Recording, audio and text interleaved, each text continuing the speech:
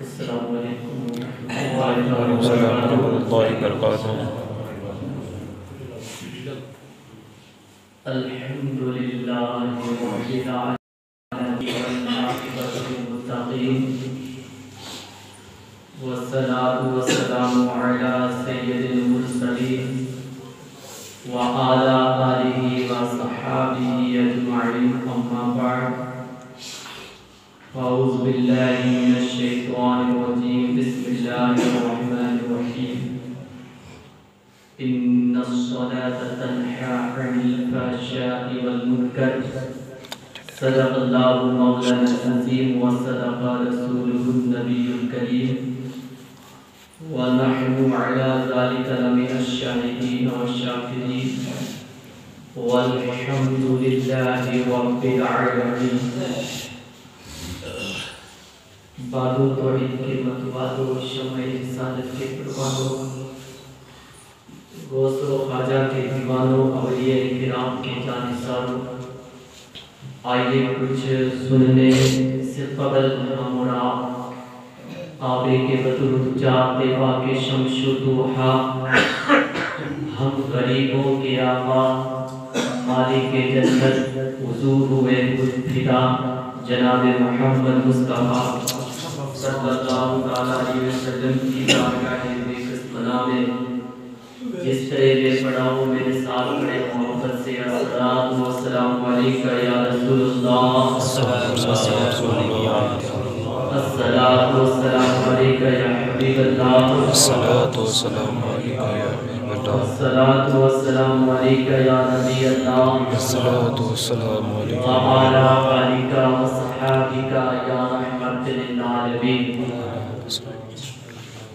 मस्जिद तो बना ली शहर में ईमान की हरारत वालों ने, मस्जिद तो बना ली शहर में ईमान की हरारत वालों ने, मन अपना पुराना बाकी खाबरसों में नमाजी बन ना सके। ये एक सजदा जिसे तू गिरा समझता है, ये एक सजदा जिसे तू गिरा समझता है, हजार सजदों से देता है आदमी को निजात, हजार सजदों से देता है आदमी को निजात।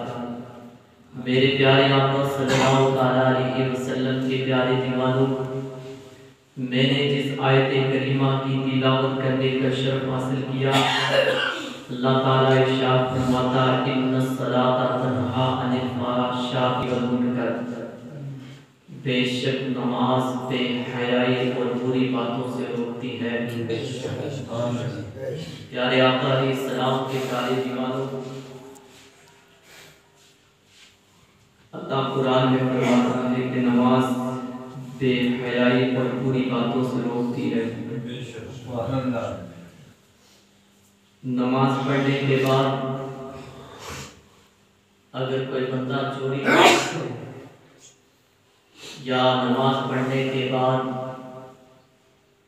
अगर बंदा जुआ खेले या नमाज पढ़ने के बाद अगर कोई बंदा शराब पिए, तो ये गलती नमाज की नहीं है बल्कि उस बंदे की गलती है। क्योंकि कुरान का हम इनकार नहीं कर सकते। जो बंदा कुरान का इनकार करता है वो काफिर है।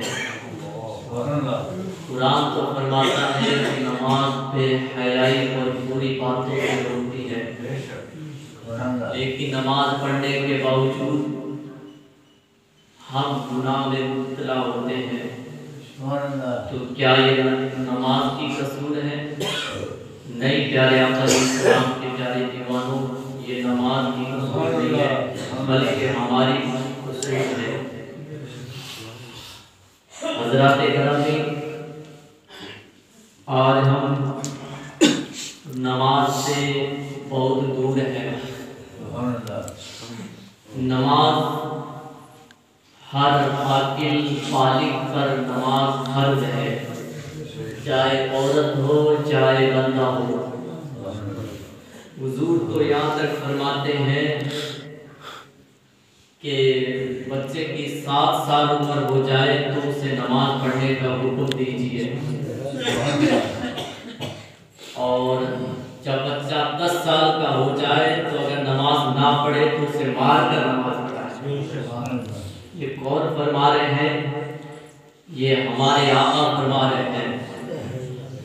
किसको फरमा रहे हैं? अपने उम्मतियों को फरमा रहे हैं कि अगर तुम्हारा बच्चा 10 साल का हो जाए तो वो नमाज ना पढ़े तो उसे नमाज मार कर नमाज पढ़ाओ। जो इतनी बड़ी ताकीद क्यों फरमाए? क्योंकि नमाज तो बालिग पर फर्ज है, नाबालिग पर नमाज फर्ज नहीं है। और बच्चा 12 साल या 11 साल 10 साल से ऊपर होता है तब जाकर बालिग होता है। लेकिन उससे पहले नमाज पर क्यों जोर दिया? इसलिए जोर दिया कि जब तुम्हारा बच्चा नाबालिग है और वो नमाज का आदी बन गया तो अब बालिग होने के बाद वो कभी नमाज नहीं छोड़ेगा। इसलिए तुम्हें अल्लाह के रसूल सल्लल्लाहु अलैहि वसल्लम इरशाद फरमाते हैं कि अगर तुम्हारा बच्चा 7 साल का हो जाए तो उसे नमाज का हुक्म दीजिए, और जब 10 साल का हो जाए तो अगर नमाज ना पढ़े तो उसे मार कर नमाज पढ़ाइए। लेकिन नमाज छोड़ना नहीं है। तो प्यारे आका इस्लाम के प्यारे दीवानों, अब 10 साल तो क्या 50 साल हमारे से हो गए, बाल सफेद हो चुके हैं और एक पांव हमारा कब्र की तरफ है, एक कब्र से बाहर है, फिर भी हम नमाज की तरफ नहीं जाते हैं, फिर भी हम नमाज नहीं पढ़ते हैं। अल्लाह अकबर। मेरे आका इस्लाम के प्यारे दीवानों, कुरान में आयत होती है एक और जहन्नम के अंदर जहन्नम के अंदर एक वादी है जिसका नाम वाइल है। उस वाइल के अंदर वो बंदा जाएगा, नमाजी होगा लेकिन नमाज छोड़कर पढ़ने वाला होगा। यानी फजर की नमाज अदा की, ज़ोहर की छोड़ दे, ज़ोहर की पढ़े और असर की छोड़ दे, असर की छोड़ने के बाद मगरिब की पढ़ ले, असर की नमाज छोड़ दे। उस बंदे के लिए जहन्नम की वादी है जिसका नाम वाइल है। उस वादी के अंदर, उस जहन्नम के अंदर उस बंदे को फेंका जाएगा, उसमें डाला जाएगा जो बंदा नमाज छोड़कर पढ़ने वाला है। अब बताओ जो शुरू से नमाज ही नहीं पढ़ते हैं तो उसका क्या बनेगा? उसके लिए वो अज़ाब तैयार है। जैसे ही कब्र में जाएंगे फरिश्ते उठाकर उसी वादी के अंदर फेंक देंगे, जो अज़ाब तैयार है। तो प्यारे आका इस्लाम के प्यारे दीवानों, फिर जो हम नमाज से दूर हैं, फिर हम नमाज क्यों छोड़ रहे हैं? अरे नमाज कोई बड़ा तूफान नहीं है, नमाज कोई बड़ी चीज नहीं है, नमाज कोई भारी पत्थर नहीं है। नमाज तो वो है अगर मोहब्बत से नमाज अदा करे तो ये ठंडक हुजूर की आंखों में पहुंचेगी। और फरमाया जाता है नमाज मेरे हुजूर की आंखों की ठंडक है। क्या नबी को खुश करना चाहते हैं हम? क्या नबी को खुश करना चाहते हैं? अरे दुनियादार को हम खुश कर रहे हैं, चौकीदार को हम खुश कर रहे हैं, रिश्तेदारों को हम खुश करने के लिए क्या कर डालते हैं।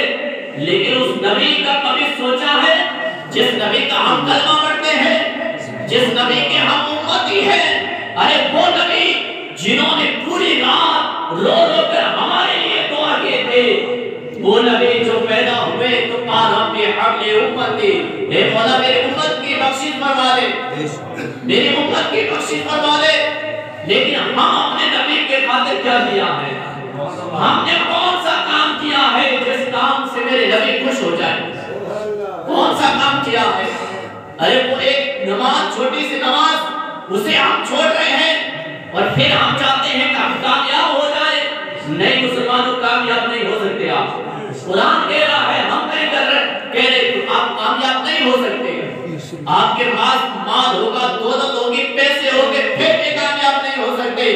ऐसे भी लोग जिनके पास माल है, दौलतें हैं, पैसे हैं, सब कुछ है, लेकिन रात के वक्त में नींद नहीं आती है, गोली लेकर सोना पड़ता है, दिमाग आउट रहता है, सब कुछ होने के बावजूद ये क्यों हो रहा है? लेकिन किसी के पास कुछ नहीं है, वो अल्लाह को याद करता है, अल्लाह अल्लाह करता है, तो फिर गोली लेने की जरूरत नहीं है। पेट अगर खाली है फिर भी नींद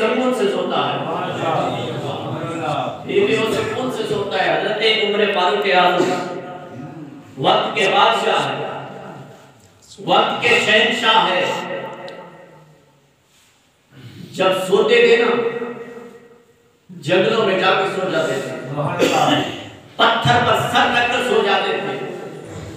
फारूक आज़म कोई मामूली शख्सियत का नाम नहीं है। फारूक आज़म वो है कि दुनिया की आधे जमीन पर कब्जा था। फारूक आज़म वो हुजूर के खलीफा है। फारूक आज़म इतने बड़ी शख्सियत के होने के बावजूद आराम से जंगल में जाकर सोते थे। किसी का डर नहीं होता था, किसी का डर नहीं होता था।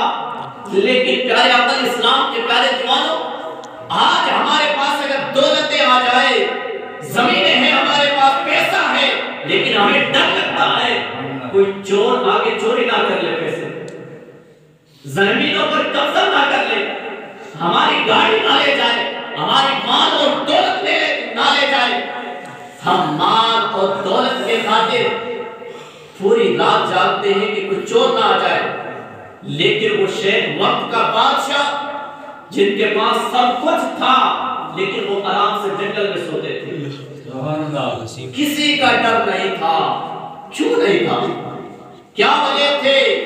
प्यारे वो सिर्फ रब से डरते थे, वो सिर्फ खुदा से डरने वाले थे और रब से डरते थे, दुनिया से नहीं डरा करते थे। तब तो आराम से जाकर वक्त का बादशाह सोता है। लेकिन आजकल बादशाहों का हाल ये है कि आगे पीछे गाड़ियां होती है, आगे पीछे गाड़ियां, खतरा है, कभी भी बम विस्फोट हो सकता है, कभी भी गोली चल सकती है। लेकिन मुसलमानों के बादशाह में किसी का डर नहीं है, आराम से सोते हैं।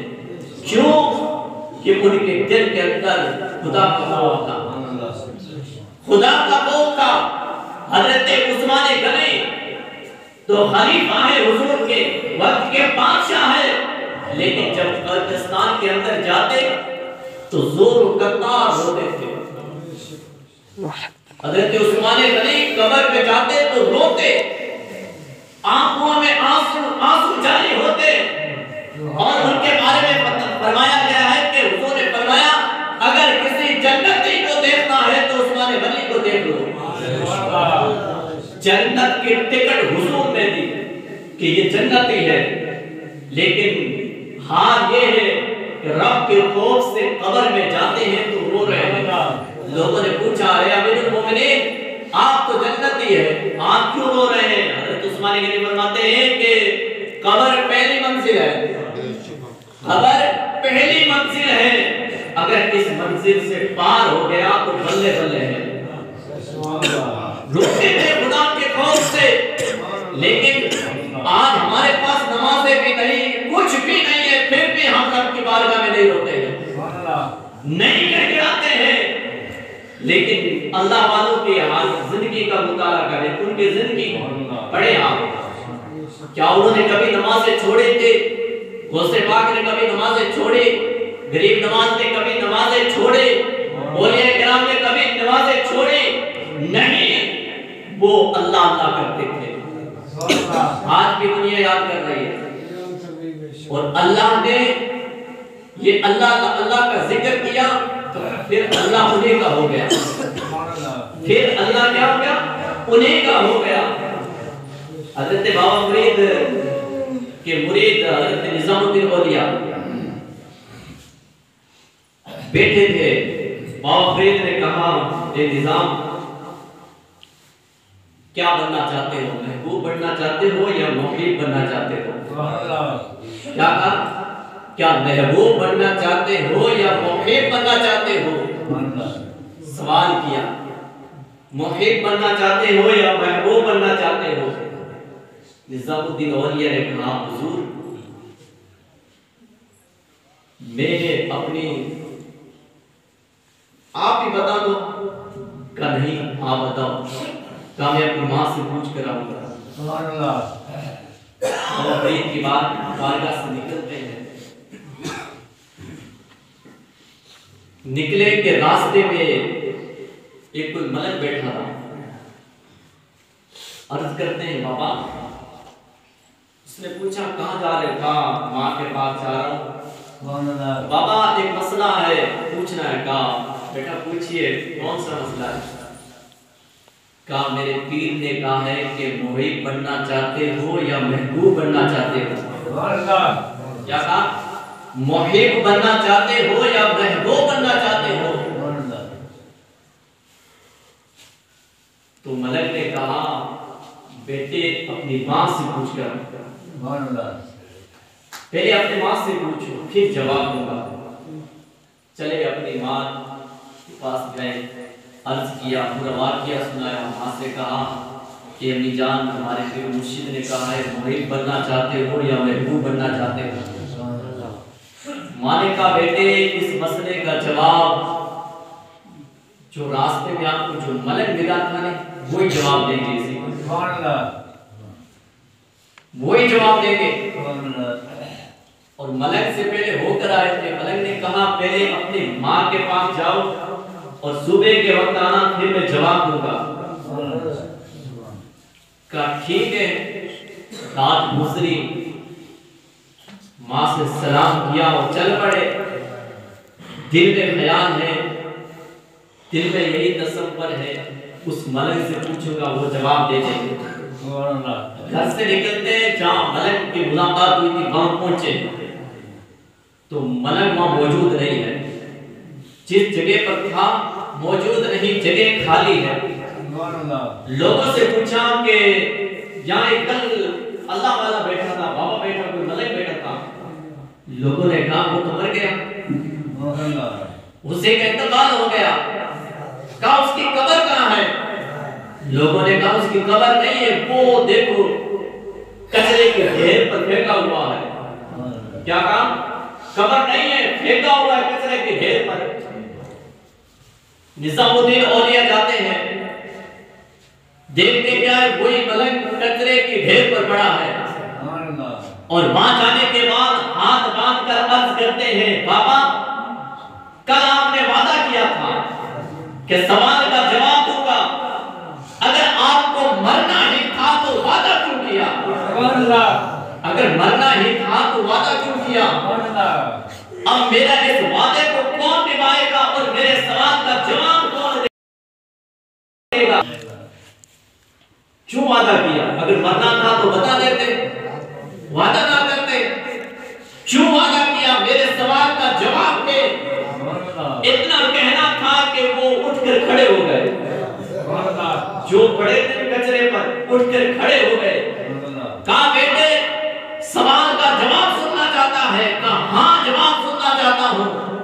कहा बेटे मोहिब बनोगे या महबूब बनोगे? अगर मोहिब बनना चाहते हो तो यही हाल होगा जो मेरा हुआ है। क्या कहा? कि मोहिब बनना चाहते हो यही हाल होगा, मरने के बाद लोग कचरे पर फेंकेंगे। और महबूब बनना चाहते हो तो दुनिया के अंदर भी चर्चा होगा और मेला भी लगेगा, लोग भी इकट्ठा होंगे। अब बता तू ही बता मोहिब बनेगा या महबूब बनेगा? निजामुद्दीन औलिया ने कहा नहीं, मुझे मोहिब नहीं बल्कि महबूब बनना है। तो निजामुद्दीन औलिया को अपना महबूब बना लिया। रब ने फरमाया ए मेरे महबूब निजामुद्दीन क्यों महबूब बने?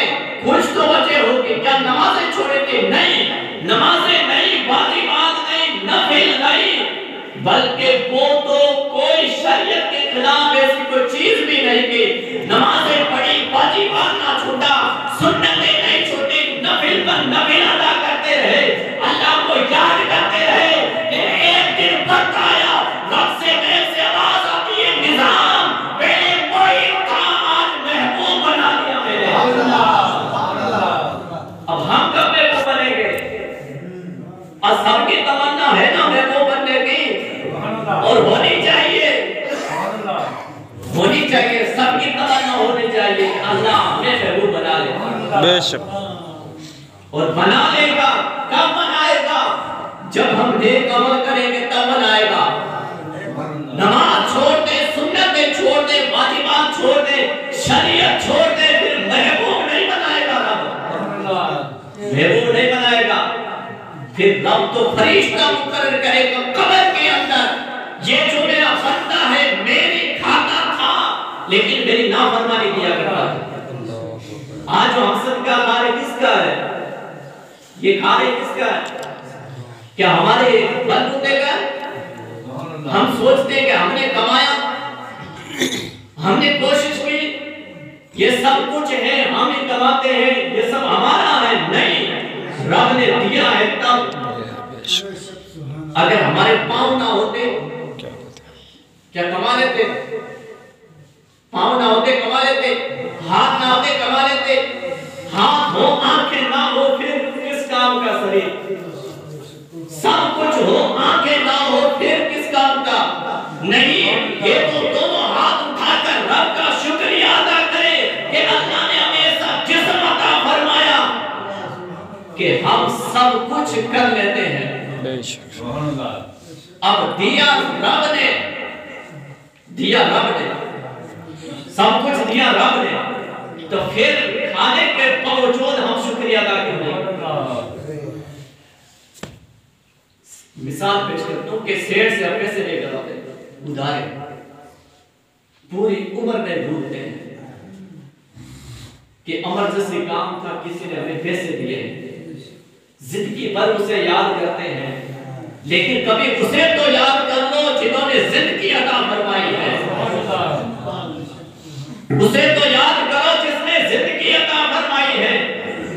और जिंदगी भी ऐसी जानवर नहीं बल्कि इंसान बनाकर भेजा। वो खुदा का हमें इंसान जानवर बनाना चाहता तो जानवर बना सकता था, लेकिन इंसान बनाकर भेजा। इंसान भी ऐसा इंसान जिनकी फजीलत काबे से भी बेहतर है। इंसान ऐसा इंसान जिसकी फजीलत काबे से भी बेहतर है। काबा वो काबा जिसका हम तवाफ करते हैं कि एक मर्तबा जब काबे पर नजर पड़ती है जो गुनाह हमने किए हैं सब माफ हो जाते हैं, लेकिन अल्लाह ने उस काबे से भी बेहतर इंसान को बनाकर भेजा। अब भेजा तो फिर हम रब का शुक्रिया अदा क्यों नहीं करते? करना चाहिए या नहीं करना चाहिए? करना चाहिए नहीं, फिर नमाज़ें क्यों छोड़ते हो? क्यों छोड़कर बैठे हो? फिर दाढ़ी पर ब्लेड क्यों लगाते हो? मैं अपने बुजुर्गों से कहता हूं कि सफेद सफेद दाढ़ियां आ गई, बाल आ गए सफेद सफेद, अब तुम क्यों काट रहे हो दाढ़ी?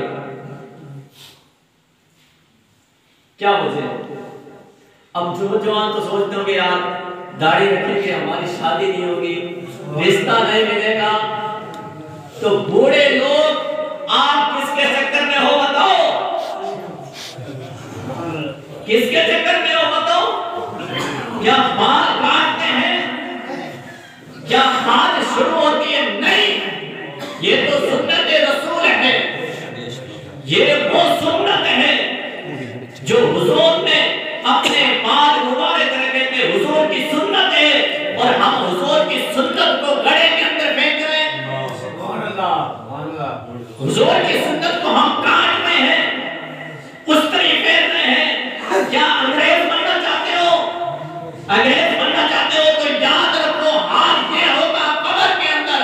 जिन्होंने जानबूझकर दाढ़ी काटता है कब्र में जाएंगे, बिच्छू चिमटेंगे जिस्म पर। जहां बाल काटते हैं यहाँ बिच्छू चिमटेंगे। तो प्यारे, दाढ़ी को हाथ ना लगाओ, ये बाल रखो, पहचान पैदा करो। अभी थोड़े दिन पहले एक मोबाइल पर आ रहा था, एक सरदार था बाबा, वो न्याय बाबा था, वो लोगों की खिदमत कर रहा था, क्योंकि सरदारों के भी काम बहुत अच्छे अच्छे होते हैं। लोगों को खिलाना, पानी पिलाना, गर्मी के दिन लोगों की खिदमत करना। तो एक न्याय सरदार था, न्याय सरदार बोलते हैं जिस वो चक्कू वगैरह रखते हैं साथ में, वो था। तो वो हमारे कुछ मुसलमान 5-6 लड़के आए, पूछा नाम क्या है? फला ने बताया ये नाम है, ये नाम। तो मुसलमान हो? कहा हाँ मुसलमान है। पानी पिलाने के बाद का, बेटा क्या आपने आपके नबी की तारीफ को पढ़ा है? क्या आपने इस्लाम को जाना है? क्या इस्लाम को पहचाना है? आपका मजहब कैसा मजहब है? वो मजहब इस्लाम है।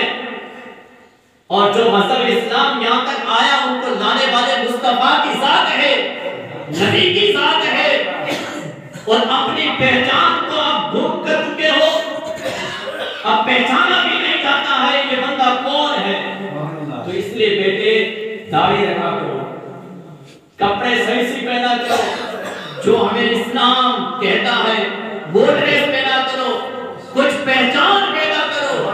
अरे हमसे तो एक वो सरदार जन अच्छा जो हमें तरबियत सिखा रहा है, जो हमें तरीका सिखा रहा है इस्लाम का। अरे हम तो आए थे लोगों को सिखाने के लिए, लोग हमें सिखा रहे। आए हम लोगों को सिखाने के लिए, मेरे नबी आए थे लोगों को सिखाने के लिए। मेरे नबी से पहले किसी ने कुछ सिखाया नहीं, हुजूर आए, सब है।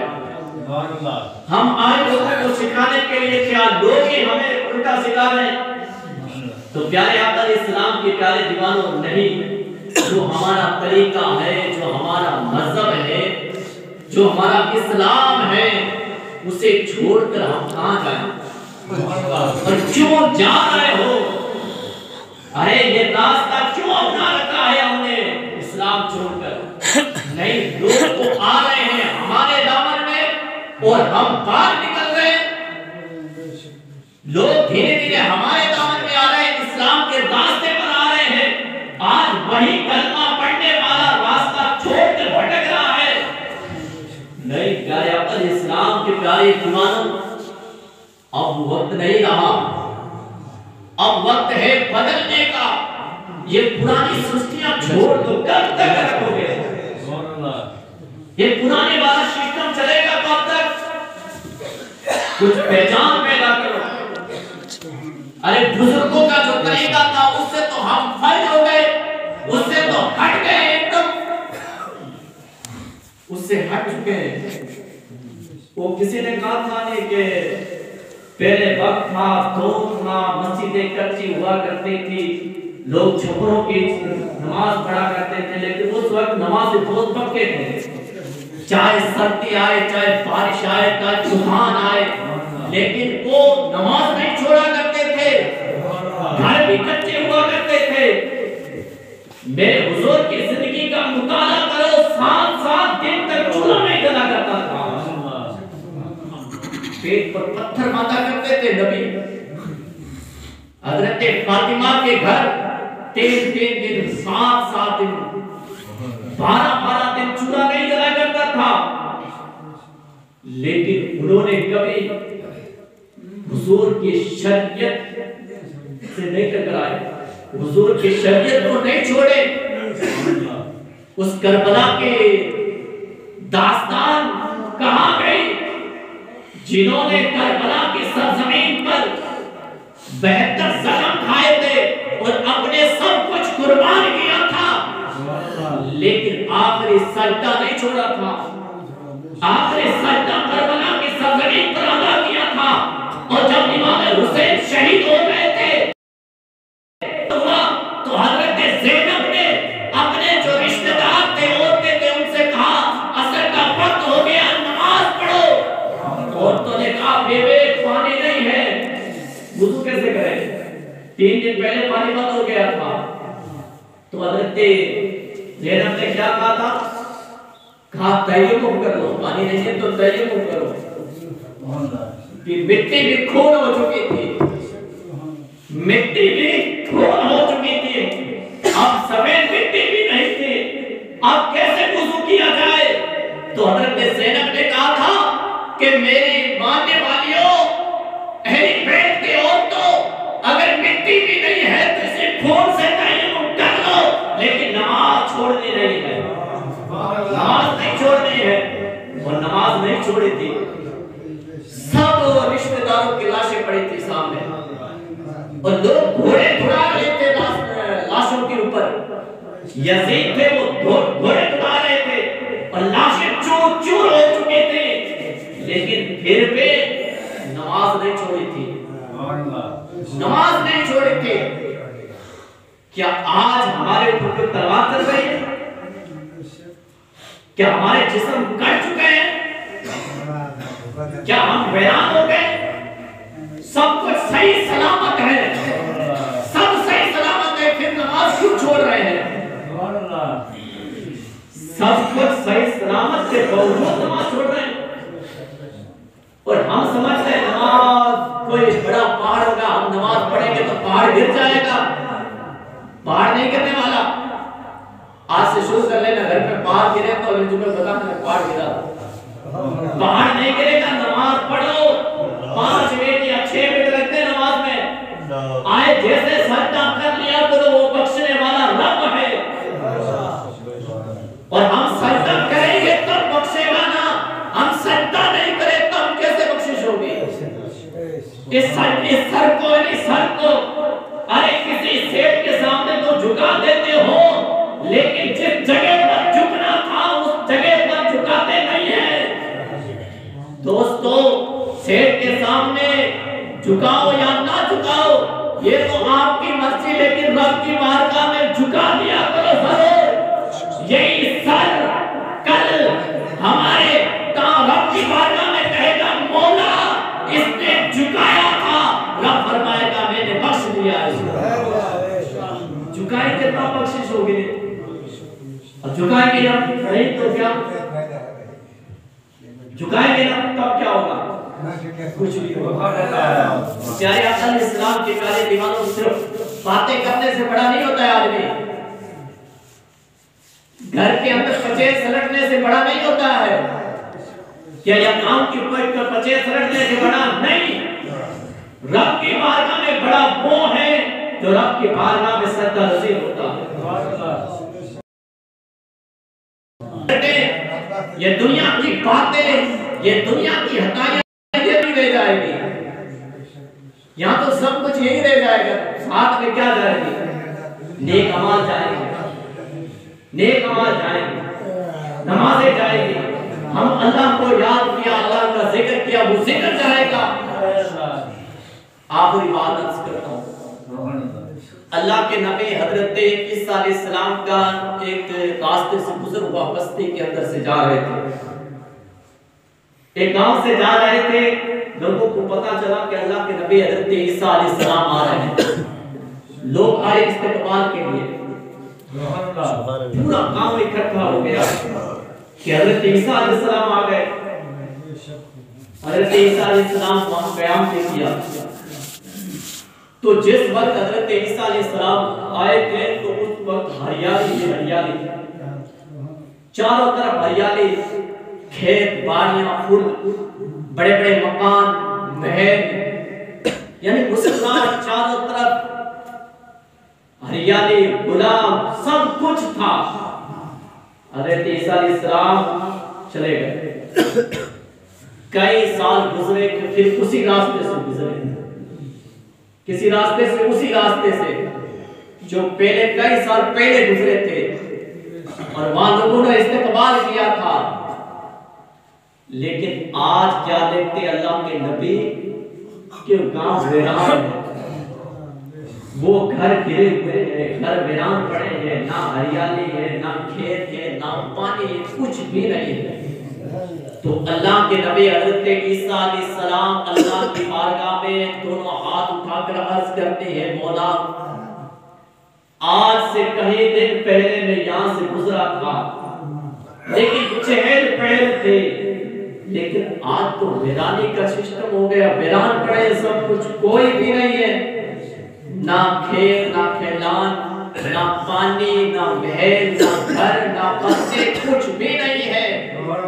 गैर से आवाज आती है, मेरे नबी ईसा सच कहा है आपने, पहले ये गांव गुलाब की तरह खिलता था, लेकिन आज तो ये मुरझा गया है। सच कहा है, कहा है मेरे नबी, इस गांव के फूल की तरह खिलने की वजह ये थी कि इस गांव में पानी की नहर आया करती थी, जिसकी वजह से खेतों में फसलें होती थी, हरियाली हुआ करते थे। कहा है मेरे नबी, एक बेनमाजी आया और उसने इसी नेल पर बैठकर अपना हाथ पानी के अंदर डाल दिया। बेनमाजी ने पानी के अंदर हाथ डाला और हाथ मुंह धोया। कहा है मेरे नबी, उस बेनमाजी की नहुसत की वजह से पानी बंद हो गया और पानी बंद होने के बाद में ये सब कुछ खत्म हो गया और वीरानी के अंदर तब्दील हो गया। अब बताओ, एक बेनमाजी की वजह से, एक बेनमाजी का हाथ पानी के अंदर चला गया और पानी बंद हो गया और फिर सब कुछ ठीक बेरान हो गए। अब घर के अंदर नमाज ही ना पढ़ने वाला तो वो घर फूल की तरह कब खिलेगा? अरे फूल की तरह कब खिलेगा वो घर? चाहे कितने भी हम कमा लो, कितने भी बड़ी हवेली बना लो, लेकिन जिस हवेली के अंदर रब को याद नहीं किया जाता, उस हवेली के अंदर कबूतर तो बोल सकते हैं लेकिन एक बंदा नहीं बोल सकता। और हम अपनी आंखों से देखते हैं, हम अपनी आंखों से देखते हैं आज घर बंद पड़े हैं, रोने की खत्म है घरों के अंदर, चहल पहल नहीं है घर के अंदर, है तो आपस में बन रही नहीं है, एक दूसरे को देखकर हम राजी नहीं है, भाई भाई साथ में है लेकिन आपस में नहीं बनती है, उठता है तो सामने वाले को देखकर आंख निकालता है, बाप की आपस में नहीं बन रही है, माँ के साथ नहीं बन रही है। ये घर हमारे वीरान नहीं है तो क्या है? घर तो ऐसे होने चाहिए जब सुबह के वक्त उठे गुलाब की तरह खिलने चाहिए, लेकिन वीरान क्यों है तो आवाज आती है कैसे? ए मेरे बंदो जरा गौर करो, और जिसने रब को याद किया, जिस घर में रब का जिक्र हुआ, वो घर तो गुलाब की तरह खिल सकता है, जिसमें रब को याद नहीं किया वो घर गुलाब की तरह नहीं बल्कि वो एक मुरझाए हुए पौधे की तरह घर है। इसलिए तो किसी इकबाल ने कहा था, आह इस्लाम तेरे जाने वाले ना थे। क्या कहा था?